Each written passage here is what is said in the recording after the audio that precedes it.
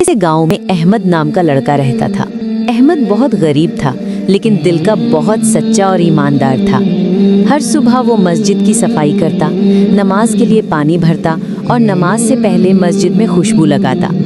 एक दिन जब वो मस्जिद के बाहर सफाई कर रहा था तो एक बूढ़ी अम्मा वहाँ से गुजर रही थी। उनके हाथ में रोटी का एक टुकड़ा था जो गलती से मिट्टी में गिर गया।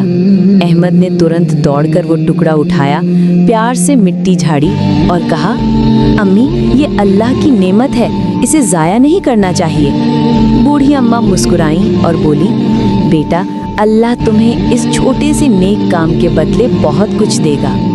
अहमद ने अल्लाह का शुक्र अदा किया और अपने काम में लग गया। कई साल बीत गए। एक दिन उस गांव में भयंकर अकाल पड़ा। लोग भूख से परेशान थे, लेकिन हैरानी की बात ये थी कि अहमद के घर में हमेशा खाने का इंतजाम रहता था।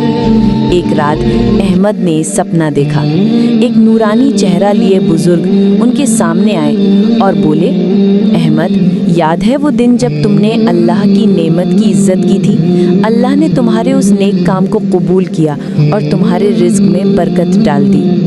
अहमद की आंखों से आंसू बह निकले।